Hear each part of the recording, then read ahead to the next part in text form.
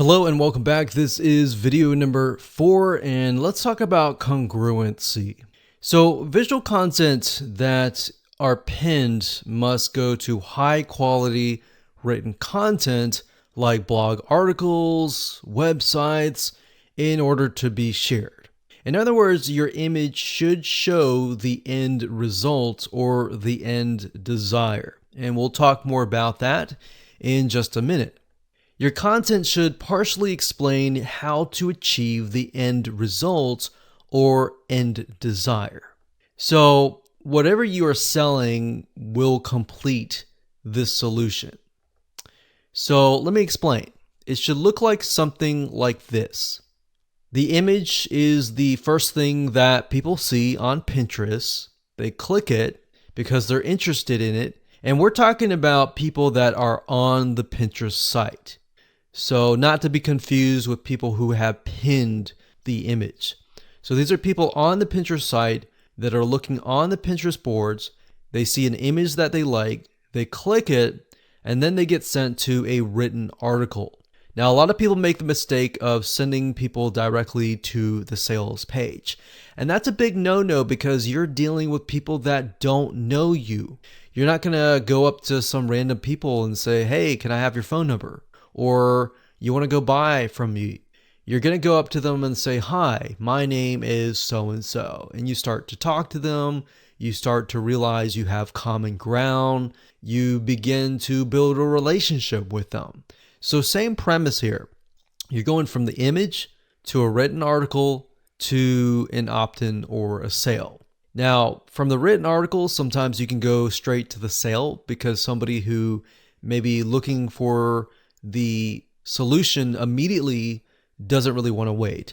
But if you know that they're not looking for the sale, but rather they are somebody who is interested, you can get them to sign up on your email list. And then, of course, from that point on, build a relationship with them. And then, of course, get the sale later down the road. So now to give you an example of this in real life, let's say, for example, that your image shows a picture of a no sugar cupcake. And this is going to attract somebody who cannot eat sugar and has health issues. So kind of tapping into the example that I talked about earlier. This could be somebody who maybe is diabetic or somebody who has a health condition who can't eat sugar. So you're going to have on the image, it's not going to just be an image, it's going to be an image with some text that you can grab them in. You're going to have a good description to tell people what the image is all about. Now, if they click on that image and they get a cupcake and that is made of sugar, brown sugar, sugar cane, even coconut sugar, they're going to be upset and leave. Or let's say you don't even have any text and it's a sugar cupcake. And somebody clicks on that and then they get sent to an article that is like a no sugar cupcake. They're going to get upset with that. That is why the image is so crucial. It's not just about a beautiful image, but it's an image that has a good description, that has text on it, and that has a call to action. Or worse, they're going to go back to Pinterest and alert everyone else that this image may be misleading or anything like that.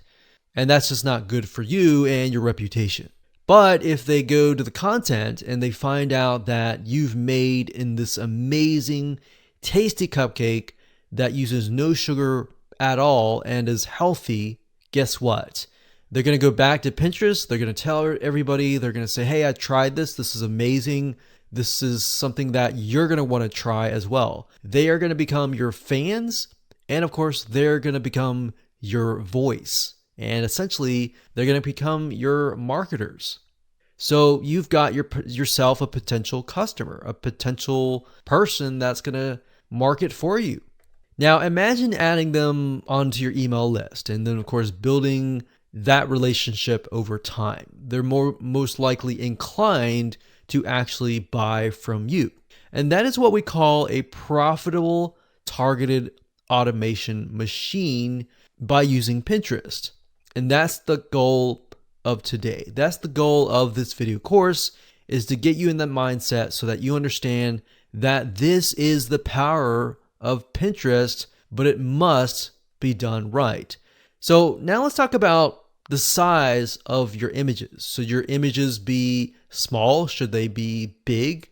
What size should they be? What should they look like? Let's talk about that in the next video.